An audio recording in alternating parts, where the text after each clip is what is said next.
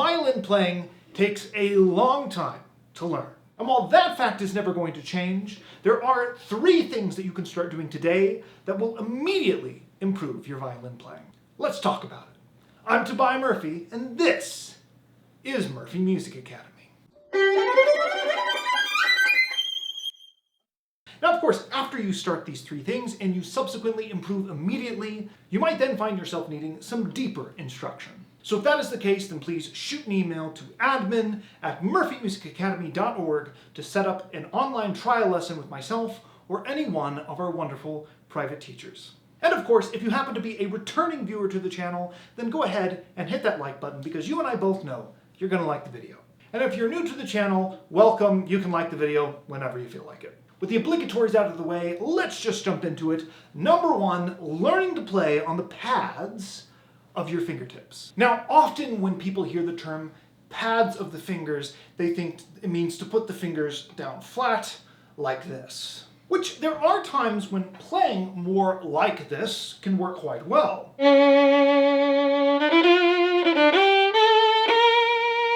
But that is not what I'm telling you to do here. You still want to play on the tips of your fingers, but not right on the bone. Instead, what you want to do is position the finger to be angled back ever so slightly, like this.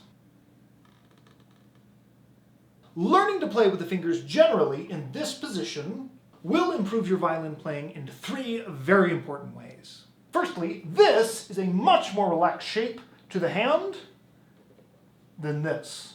So, if you learn to play more on the pad side of your fingertips, you will have a much looser and more dexterous hand. Take the famous Shadik exercises, for example.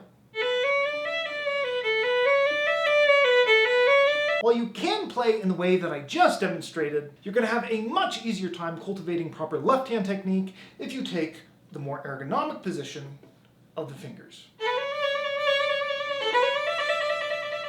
A second reason why angling your fingers a little closer to the pad is so important is that it will put more surface area of the fingertip in contact with the fingerboard. And this will greatly increase the stability of your left hand. For instance, let's take the top position of a standard arpeggio. So right here you can see that I have my fingers much more in the padded position instead of on the bone of the fingertip. And this provides me with a significant amount more stability in this high position, especially when I'm reaching for that top note in the arpeggio. Because reaching up this way, doing that pivot, causes these 2 fingers to naturally pull forward a bit. So if I were to start in the more fingertip position, when I would pull forward, now there's barely any finger that's touching the string. This is a very precarious position. But if I start in the more padded position, then when I reach up for that top note, these 2 fingers are very, very secure. And of course, this can and should be applied to everything, not just arpeggios.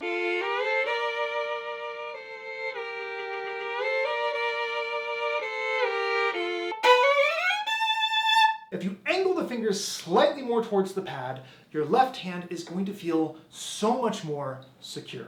Now, the third and final reason to play more on the pads of your fingers, vibrato. If you are playing right on the bone of the fingertip, then your vibrato is going to be a little more narrow and limited.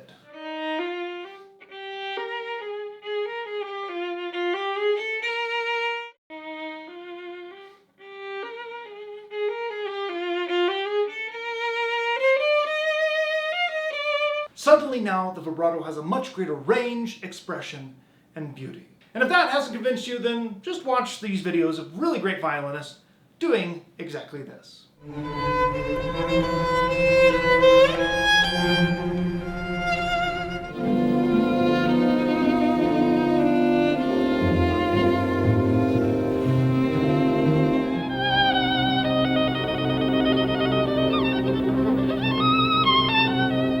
Thing number 2 that will immediately improve your playing, understanding bow angles. If you've been playing violin for even a short period of time, I'm sure you've had a teacher tell you to play with the bow perpendicular to the strings. However, this is much easier said than done, especially when trying to use fast, large bow strokes.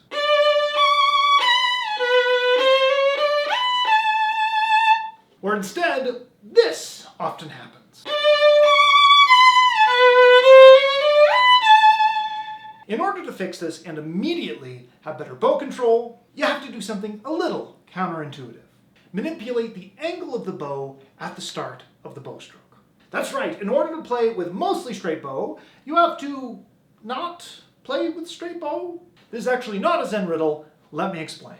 You see, this is all about counteracting tendencies. You likely have the tendency for the bow to go crooked in a particular direction. For most students, it's going crooked this way. And this is particularly pronounced in fast down bow strokes. So what you want to do is instead counteract your tendency. If you tend to try to go crooked this way, then try to go crooked in the other direction.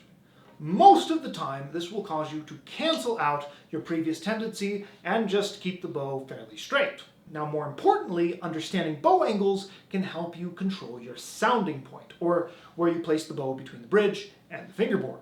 But very often in those fast down bow strokes, you might find the bow drifting over to the fingerboard, or sometimes the bridge, even if the bow is staying perpendicular to the strings. Now, whether you tend to go towards the bridge or the fingerboard, you can much more easily control the placement of the bow in the sounding point by, again, manipulating the angles of the bow. For instance, if you do tend to travel on a down bow towards the fingerboard, all you have to do is slightly, and I emphasize that word slightly, tilt the frog towards the scroll. What this will do is, if taken to the extreme, push the bow to the bridge. Again, this is why I said slightly. You just want enough to counteract your tendency to go towards the fingerboard. And of course, if you have the tendency to go towards the bridge, the opposite is also true. All you have to do is tilt the bow this way and it'll take you away from the bridge to the fingerboard. Once you understand this properly, it becomes so much easier to control fast bow strokes without losing control of the bow and have it skitter and slide all over the strings.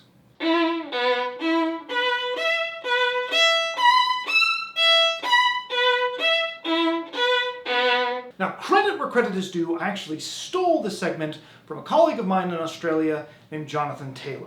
He did a great video on this recently, which was a revelation to me because even though this was something that I tended to do naturally, I never really bothered to break down the mechanics of it. Anyway, his channel is very small right now, so I highly suggest you go over there and give him a subscribe. Now, the third and final thing that will immediately improve your violin playing, practicing scales every day. Like seriously guys, if you are not regularly practicing scales, then most of the rest of your time spent in the practice room is a waste.